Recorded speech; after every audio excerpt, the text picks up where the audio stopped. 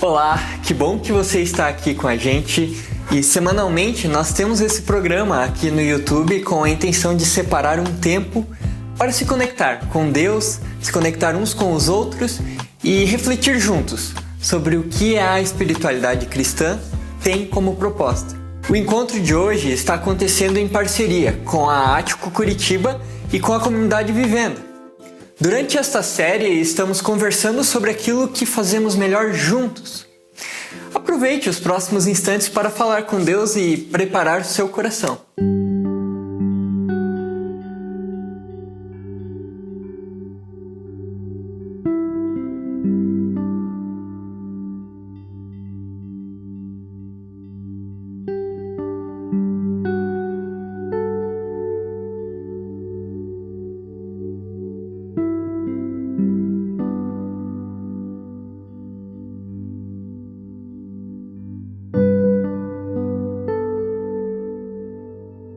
Numa iniciativa conjunta das comunidades Ático e Vivenda, hoje chegamos ao tema Juntos Superamos Mais, considerando as dores e perdas típicas desses tempos de pandemia. Para o filósofo sul-coreano Byung-Chul Han, somos uma sociedade que se desenvolve numa fobia à dor, que não tem lugar para o sofrimento. A forma que encaramos a dor mostra quem nós somos. A dor é chave para entender a realidade, mas vivemos com medo de sofrer, sem tolerância à dor, ou num tipo de anestesia permanente. Não estamos dispostos a atitudes dolorosas, mas a dor é entendida como uma debilidade que precisa ser eliminada. Mas o músico austríaco Franz Schubert criou suas belas composições tardias em meio a dores insuportáveis. E as suas obras são um canto ao amor e à dor. Byung diz que o atual imperativo da felicidade é mais devastador do que o imperativo do dever. Por isso, nós estamos sob uma ditadura em que temos de expressar os nossos desejos e sentimentos constantemente, de forma positiva. A ordem é ser feliz, mas não se quer tratar da dor. Entende-se a dor como um mal sem sentido, a ser combatido com analgésicos. Mas se a dor é sem sentido, a vida também é. E as perdas? Elas são experiências doídas, que despertam sentimentos de abandono e até desespero. Segundo a psicóloga Liduína Benigno Xavier, compreender esse trajeto que vai da dor da perda até a perda da dor significa a necessidade de se conhecer o que envolve as perdas em geral. Nós precisamos entender que na vida nós temos ganhos e perdas e temos de contabilizar isso. Existem diferentes tipos de perdas, com diferentes reações para cada prejuízo, desilusão ou luto que se abate sobre nós. E cada um de nós vive a perda do seu modo. Conforme a presidente do Banco Central Europeu, Christine Lagarde, a recuperação econômica pós-crise causada pela Covid será irregular, desigual, incompleta e transformadora.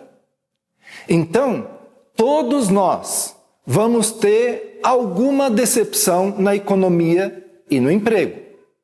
Mas existem outras perdas traumáticas, como a traição de um amigo, o rompimento de uma relação ou um acidente fatal de um familiar. Nós somos submetidos a perdas constantemente, e tudo se desgasta, o corpo vai enfraquecendo, os anos deixam as suas marcas, as doenças vão tirando o nosso vigor, isso cada vez mais. Essa é a lei da vida, que inclui a morte. Mas segundo a psiquiatra suíça Elisabeth Kübler-Ross, o luto é o tempo de encontrar o verdadeiro sentido da vida, para que assim nós possamos nos tornar pessoas melhores.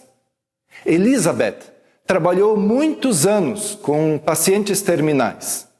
Ela era uma entre trigêmeos, nascida com pouco mais de 900 gramas, e ainda criança já sentiu que precisaria trabalhar duro para viver. Marcada na adolescência pelos horrores da Segunda Guerra, ajudou aos necessitados na Polônia e também na Rússia.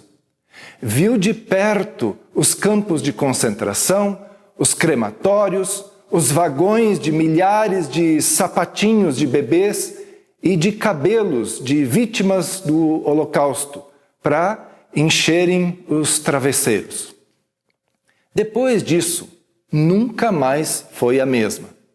Em 1969, ela publicou o primeiro dos seus livros que projetou Elisabeth pelo mundo como uma especialista em assuntos bem indigestos. Traduzido para mais de 30 idiomas, Kübler-Ross ficou famosa ao descrever os seus 5 estágios das perdas. O primeiro, a negação. Ela acontece diante do choque. A pessoa naturalmente diz, não pode ser, é mentira. Segundo, a raiva. Quando se ouve, por que isso ocorreu comigo? Não é justo o que aconteceu. É quando se percebe os limites que nós não controlamos e não queremos reconhecer. É fácil de se culpar por não ter feito alguma coisa ou pelo que devia ou deixou de fazer. Terceiro, a depressão e o vazio existencial. Isso quando nos fechamos e temos pena de nós mesmos. Mas é o momento dos abraços calorosos e das palavras de consolo. Mesmo que seja convencional, nunca é suspeito. Quarto, a barganha, que é um tipo de negociação com a dor da perda.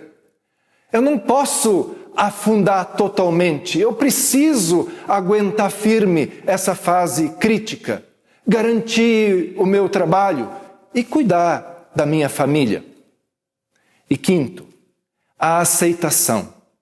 A aceitação conformada e serena do fato que não tem volta. Acabamos por integrar na nossa vida aquela ferida, aquela perda. Ninguém sai de uma perda como entrou. A pessoa amadurece, mesmo que forçadamente, e se dá conta de que toda perda não precisa ser total. Claro que para chegar ao estágio da aceitação e da superação, é preciso que se respeite cada etapa anterior e que passemos cada uma dessas etapas junto com outras pessoas. Conta a história que um empresário americano foi trabalhar por 2 semanas em Israel. Num dia foi para um restaurante, mas lá havia uma fila de espera. Ao escutar sobre a sua pressa, um senhor, que era o próximo da fila, ofereceu o seu lugar, dizendo que não tinha pressa porque, afinal de contas, era aposentado. O estrangeiro aceitou e, ao terminar de almoçar, acenou para aquele senhor que acabara de entrar. Quando chegou ao seu escritório, soube que tinha acontecido um atentado, justamente no restaurante que ele havia almoçado.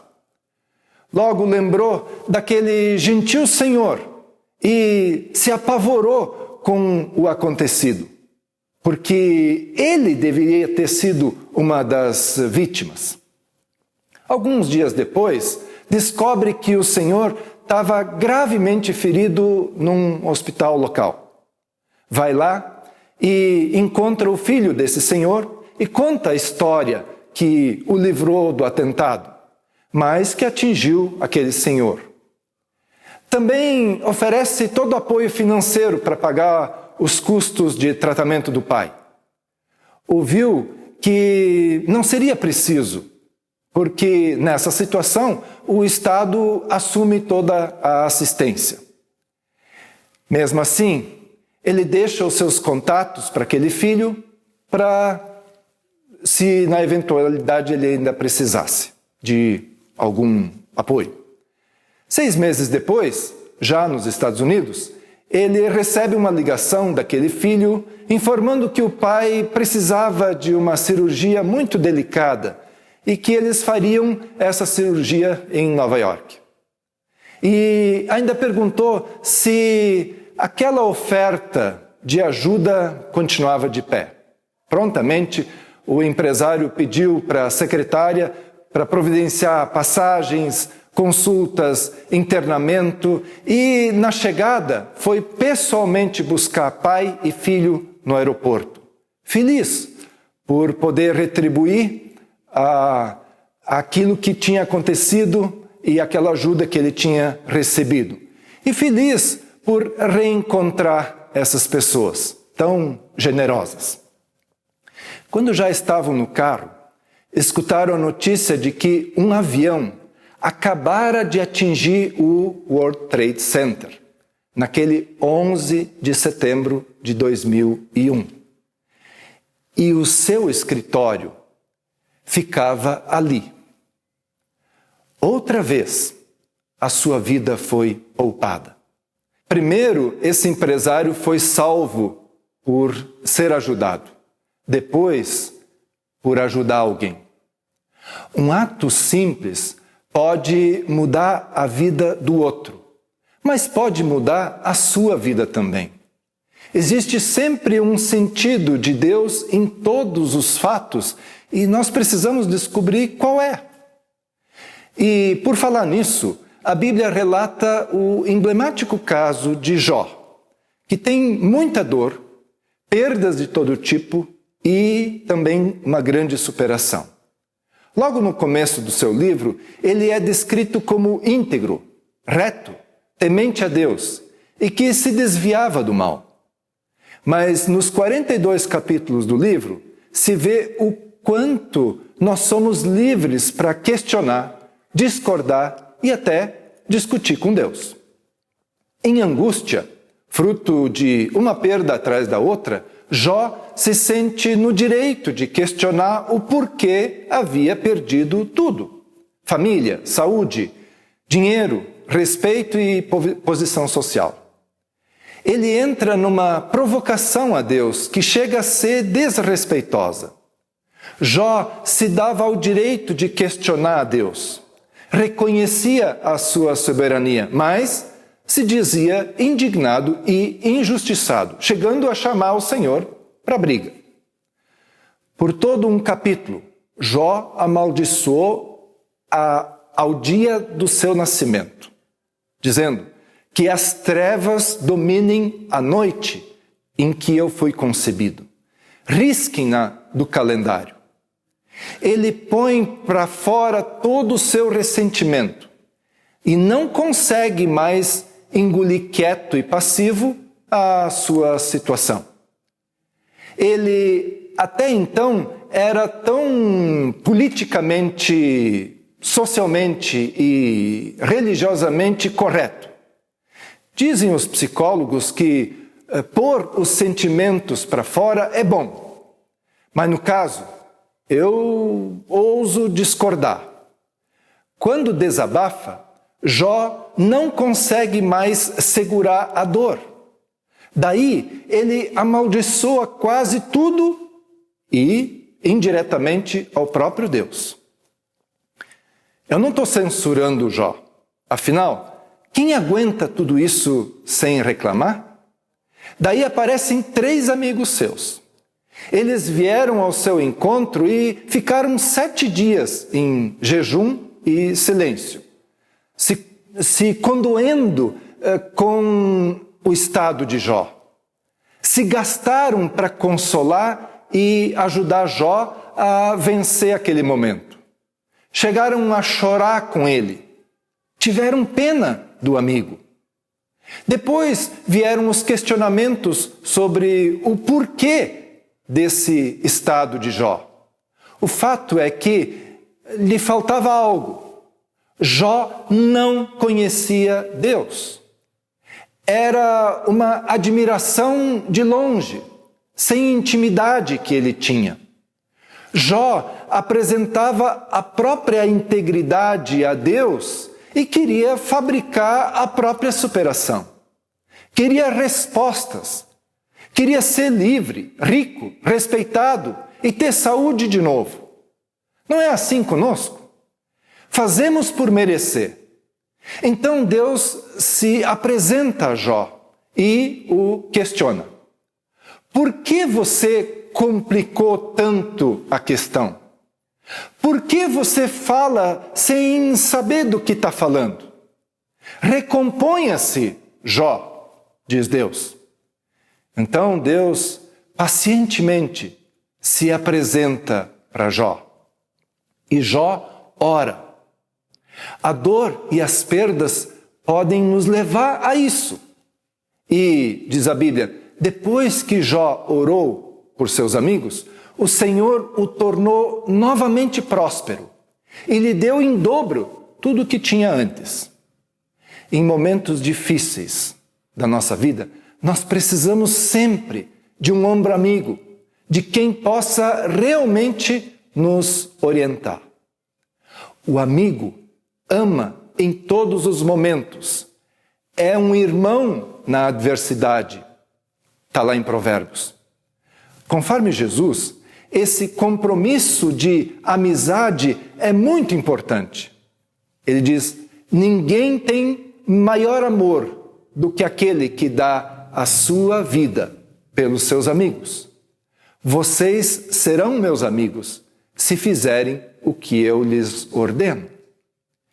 Existe um grande desafio para sermos amigos uns dos outros, ajudando no crescimento um do outro e também alegrando o coração de Deus.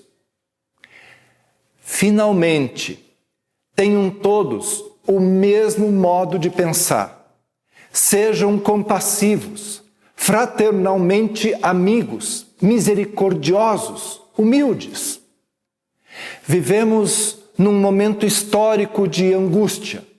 É uma oportunidade de nos aproximar mais uns dos outros, mesmo que mantenhamos a distância recomendada. Não sairemos totalmente ilesos, mas sairemos melhores se estivermos juntos em Deus. É isso que faz toda a diferença, porque juntos superamos mais dores e perdas.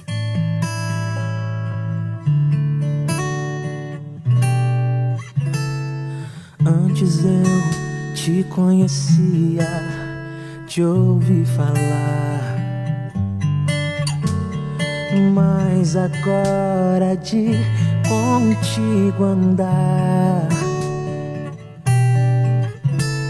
eu sei o Deus que tenho, meu Rei, Senhor e Pai. Te quero em minha vida mais e mais. Antes eu te conhecia, te ouvi falar, mas agora de contigo andar,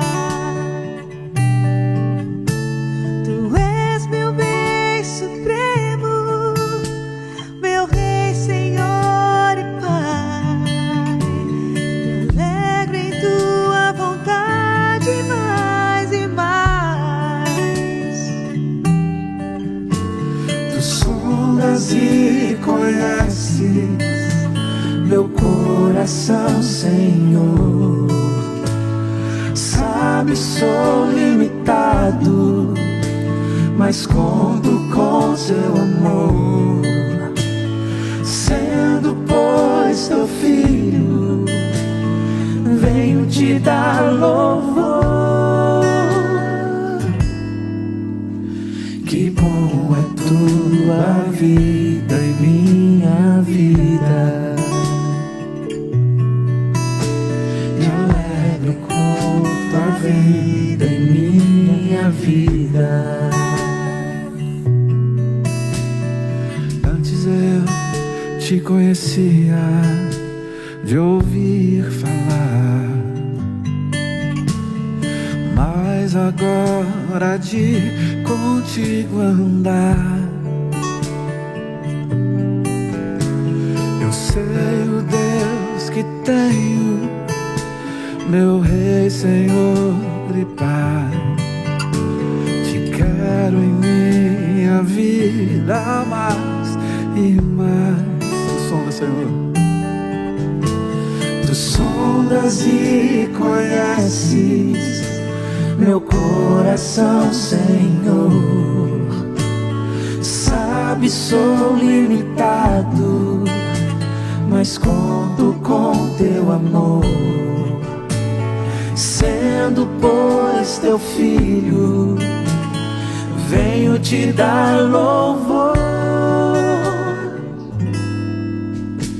Que bom é tua vida em minha vida. Eu me alegro em tua vida, em minha vida. Que glória, Senhor, que glória é tua vida em minha vida. eu Me alegro com tua vida em minha vida.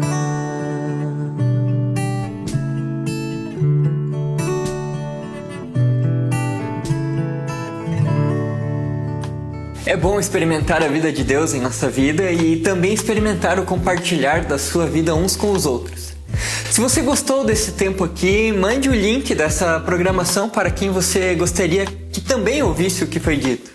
Também temos os áudios das reflexões semanais no link que está na sua tela. Ali você pode ouvir as mensagens através do Spotify, onde você estiver. A Vivenda continua com os encontros presenciais aos domingos às 18 horas, no endereço que está na sua tela. A programação específica também para as crianças e para os adolescentes. Se quiser estar junto conosco, nos envie uma mensagem no WhatsApp e inscreva-se para que possamos receber a todos com segurança. Convido você para a gente orar antes de encerrar. Deus, muito obrigado por tudo aquilo que você está fazendo nas nossas vidas.